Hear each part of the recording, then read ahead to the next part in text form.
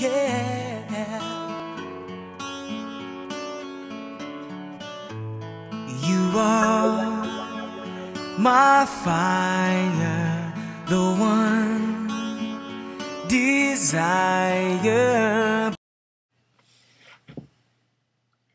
Hi guys, this is part 3 of the vision board blogs, and in this part we're really going to be talking about manifesting. So it's a Saturday morning. I am, as you can see, in my sweats, in my love pink t-shirt. I'm very comfortable and cozy, so I hope on Saturday mornings you guys get to be comfortable and cozy too. I'm just going to give you 4 tips. I think that they're really easy, and I think that they're actually very powerful tips that you can bring into your vision board practices to really begin to manifest this life that you're looking for, full of love and happiness and miracles. The first tip is going to be really continuing your practice of prayer and meditation. So this is a huge tip and tool that I give everybody that I work with, and I use myself in my life. And what I use is the Daniel rule, and that means prayer and meditation 3 times a day. So in the morning when you wake up, so you can start off your day on a very good vibe with a great energy level.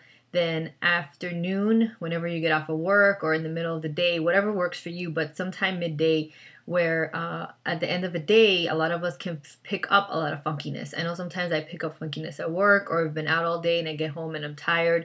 So whatever it is for you, it's a good place to kind of spot check yourself so that you can continue throughout the rest of the evening, not vibrating out of a low frequency level, but really still being in this high energy level of love. And then at night before you go to sleep, just so you can have a good night's rest. And this really helps us tap into our inner abundance. It also helps us to stay in alignment. So it also really allows us to bring in the all-knowing power of the universe into our lives and know that we are really being guided in this. We're not doing this alone. We're not looking out to get only our desires, but we're really tapping into the bigger picture and what's really best for everybody.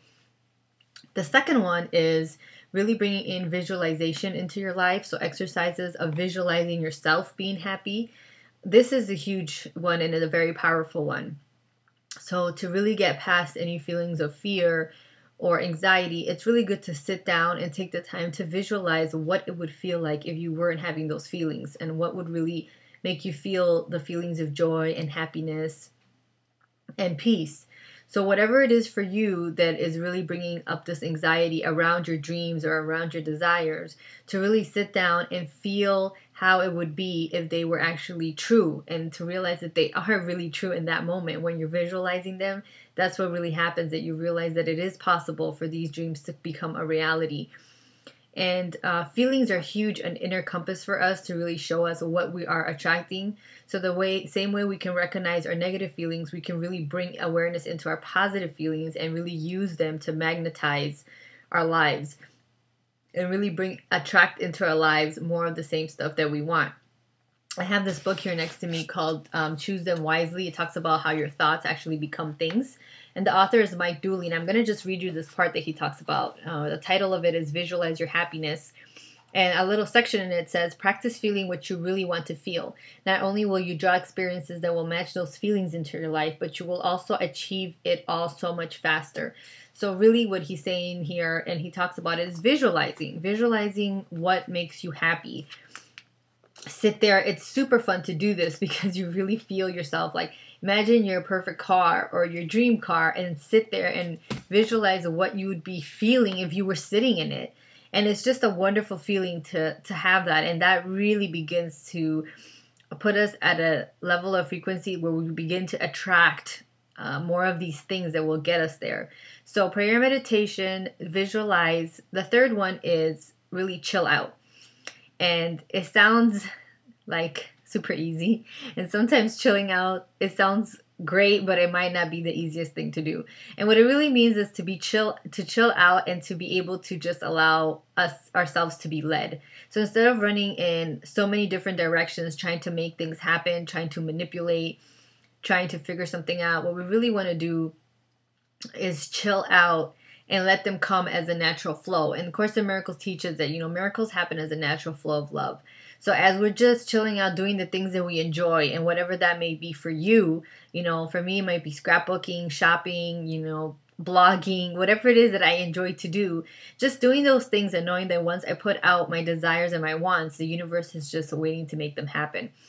And really what we also want to think about here a little bit is that we tend to focus a lot on the frame of things instead of the picture. So Course in Miracles teaches like the picture is really the content of what we want. So what does that mean?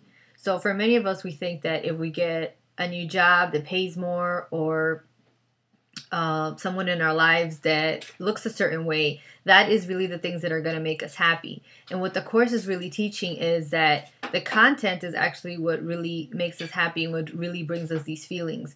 So not really actually imagining what the person that you want to be with makes you feel like, instead of really focusing on the picture, what it might actually look like. So rationally and logically, we tend to do this. Say you want to be happy at a job. Sometimes you tend to think, okay, let's go for the job that maybe I make more, or I get this office because, that means I'm actually moving up in life. And what we get to forget is we forget to focus on the picture of it. So what it would actually feel like being in there. So are we feeling good, or are we feeling more pressure now, more responsibility, more need to perform? And if we are feeling those things, are those things helping us feel happy, or are they actually making us feel anxious and, scared that we're going to fail or that we're not going to succeed? That might not always be the case. You could definitely have, the great job that pays more in the office and whatever, and you still can feel happy. I don't know what that is for you, but I do know that you really have to sit down and be able to feel what actually makes you happy. I know recently this has come up for me where I think that certain things will make me happy, and I really begin to manipulate, thinking that, okay, if I'm able to get my writing in this magazine, or if I'm able to get more clients, then that really means that, my ministry is making it places, that I'm really doing big things. And sometimes when those things have happened for me, not that they haven't, I actually haven't really felt good, because what I actually really felt was, okay, I have more clients now, I have less time for me and really doing the things that I enjoy. And, maybe I didn't really want that. Maybe I still wanted to do the things that I enjoy and still have clients, but not necessarily needing more clients, just being happy with the ones that I have. So those kinds of things tend to happen to us, and it really blocks our manifesting, and it really actually blocks our happiness, because we think that we know what we want, and sometimes we really don't. So chilling out really means, it really goes well with the first step and the second step. It really means that we're letting something lead us, that we're really tapping into this guidance system that's out there, whether you want to call it the Holy Spirit, which is what the Course in Miracles calls it, or if you want to call it like Gabby V, your inner guide, whatever it is that it works for you. When you really start listening, you realize that you really can just chill out, because it's going to just bring you the next best thing for you, without you really having to try to make it happen, and you really having to freak out about why it's not happening. And that brings us really easily into the fourth tip that I have for you. And this is one of the most powerful tips that I think I brought into my own life. That is, infinite patience equals infinite possibilities. So patience is huge in the manifesting process. Why? The universe has been around for forever, from the beginning of time, and it'll be here till the end of time. And really, in the universe, there is no time. So something that is eternal and infinite and everlasting, doesn't think limited the way we think. Doesn't think 5 minutes is a long time. It's been around for forever. So, it's used to chilling and just being there. We're the ones that are not used to, we're the ones that are trying to frantically, make things happen, because we feel like we're running out of time, or we don't have enough time, or too much time has gone by. So something that you could use that really helps with this is incorporate the visualizing exercises with the infinite patience equals infinite possibilities. So what I've done at times is picture myself in a line, because I know how much we love to stand in lines. So picture yourself in a line, and imagine many people in front of you in the line, okay? And really make it as abstract as you can. So for me, it's just there's light surrounding the line. It's not like I'm at the supermarket or anything like that. I just really try to envision, I'm standing in the line of people that are trying to get somewhere where it really is going to make me happy and I'm really going to feel good. So maybe a city full of lights, or, I don't know, whatever it is for you that makes you happy. That's what makes me feel happy. If I envision a city full of lights and tons and tons and tons of people, standing in the line, looking to get into the city, and I'm in the line, and there's so many people. There's like an infinite amount of people, standing in front of me. But when I look back, there's an infinite people amount behind me. And just to see myself stand there, in visualizing it, in meditation, and see what it feels like to just be there and be okay with being there. And sometimes I'm talking to the person in front of me and the person behind me. I realize I've gotten to meet, people in these lines. I've gotten to chill out, hang out, get to know somebody.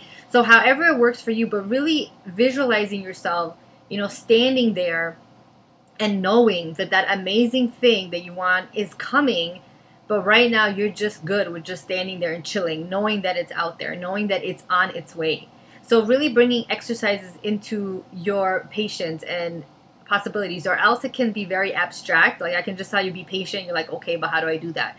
So really using some of the first tips, which could be meditation, or it could also be visualizing it, and making a scene for yourself where you maybe usually are impatient in. So if it is for you the supermarket, maybe visualize yourself in that space and actually being okay with just standing there and seeing if that really brings these feelings of ease and calm into your life, knowing that you don't need to be rushing to get to places, whether it's in the supermarket or whether it's in life, that you can be happy just where you're at and everything is just fine just where you're at.